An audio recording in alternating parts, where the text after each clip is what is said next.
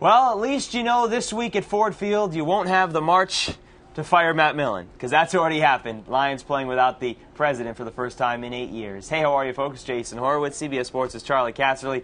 Glad to be with you on the NFL previews presented by Comcast. And Charlie, they get the Bears at home, a team coming off a great win against the Eagles. But of course, we start with the Lions, who made the headlines last week, firing Matt Millen, the team's president. But does that actually have an effect on the players on the field who Matt Millen brought to Detroit? No, I don't think it has any effect on the players on the field. The players are too concerned about doing their own job. I think it could have an effect on the coaching staff. Coaches are certainly going to try hard anyway, but I think there has to be even more of a sense of urgency that all of a sudden the general manager that hired me, meaning Rod Marinelli, he's not here anymore. Now, who's the guy who's going to, at this point in time, stand up for me when things aren't going good? That guy's gone now. So I think there has to be a sense of urgency, more so on the coaches than the players. Hey, the players just play the game. Well, as for Chicago, they're coming off a great win on the other side of things. They beat the Eagles 24-20. Goal line stand to hold them out of the end zone.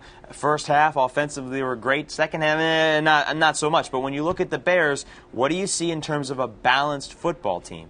Well, I think you got two things. One, you got the running back Matt Forte, who's really done a nice job for him at the beginning of the season, and Kyle Orton. Kyle Orton, I think, has been solid. And what Kyle Orton can do is this. He's an accurate passer. He's a smart passer. If you give him time to throw the football, this guy can make some plays there, especially last week in the upset against the Eagles. In which he tied a career high with 3 touchdown passes, all of which came in the first half against Philadelphia. Now, you talk about running the football.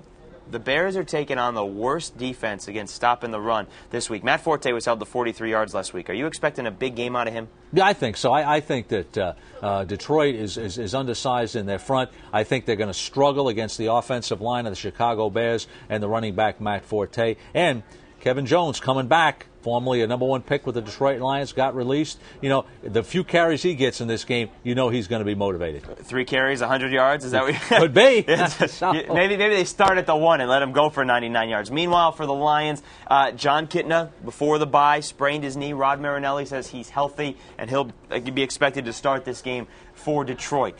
Is there a mismatch for the Lions that they can try to take advantage of offensively? Well, I think anytime you have the Lions, it's real simple. They've got 2 really good wide receivers in Calvin Johnson and Roy Williams. And John Kitna, though he can be inconsistent, can make plays in the passing game. The Bears, they're going to be without one of their corners, Nathan Vasher. So for the Lions to win this game, they've got to get big plays out of their receiver position, and they have the ability to do that. So that's something I'm going to watch. Can the wide receivers take over this game? And RUDI Johnson was named the starter at running back for Rod Marinelli this week. Does that change anything, going from Kevin Smith, the rookie, to RUDI Johnson? Well, RUDI Johnson right now has looked a little bit better than Kevin Smith, and you can see his average there, 5.5 a carry. Now, he hasn't carried it many times, so how is he going to be if he gets into the 15 to 20 carry area? Is he going to wear down at that point in time? Is he going to get injured or whatever? So I think it is a shot in the arm for their running game. All right, we'll see how that plays out. Let's throw all the numbers into the computer. It's the AccuScore prediction, 10,000 tests, 10,000 results, and here's what the computer has. The Bears go into Detroit and win at Ford Field, 56% of the tests